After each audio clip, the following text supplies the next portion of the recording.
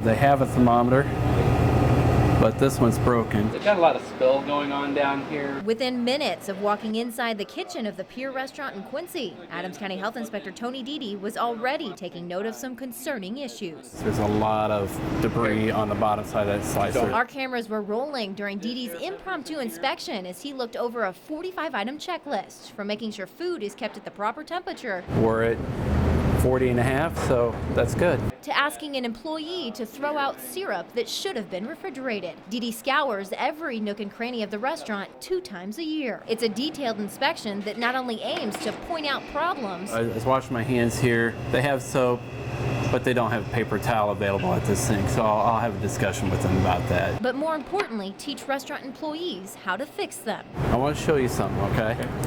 So take a look on the bottom side there. These hidden areas under here are the areas that we need to pay attention better to. It's a grueling 2-hour-long process Pier owner Richard Cole says he takes very seriously because cutting corners isn't worth the price it could cost his customers. They're here to help correct and keep everybody safe, and that's their job, and they do a great job at it. And that's our job to make sure that we don't get anybody sick. With a score of 93 out of 100 on its last inspection, Dede says getting people sick isn't an immediate concern he has with the Pier, as he's seen a lot worse from other restaurants in his 20 years on the job. They'd left food out overnight on the countertop, and they'd shut off the heat at night to try to save money. Of course, we're going to see roaches, we're going to see mice over time. So what types of scores are other local restaurants really cooking up? According to the Adams County Health Department's website, the Abbey came in with an 84 out of 100 after being slapped with 2 critical violations and 4 minor violations. Part of the deductions came after inspectors found raw meat stored next to a bag of onions,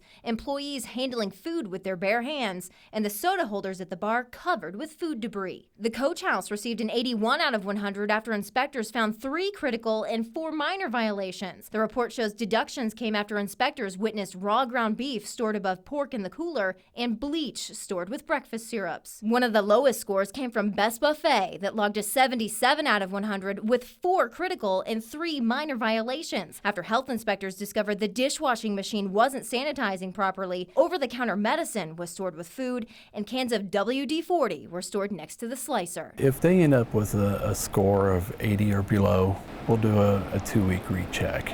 Make sure that they're getting everything in line. If they're getting the scores of below 70, we're going to say, we're coming back tomorrow. Whether it's saving on money or skimping on sanitation, Dede warns the writing on the wall may not always be a good indicator of what a restaurant is really cooking up behind closed doors. I'm leery of scores as an inspector because the scores aren't as representative as what's written on the report. From prep to your plate. Enjoy your lunch. Both Cole and Dede agree it's not about the score, but rather the elbow grease that goes into keeping you from dining dirty. Our goal is to make the facility a safer place, or as safe as they possibly can be. Our number one goal is to be an educator and a consultant. So we want to teach the facilities how to do their job better and safer. You just do the best you can and get it up there as high as you can, because that means you're doing your job. Like I said, there's always something wrong. Nobody ever does everything perfect.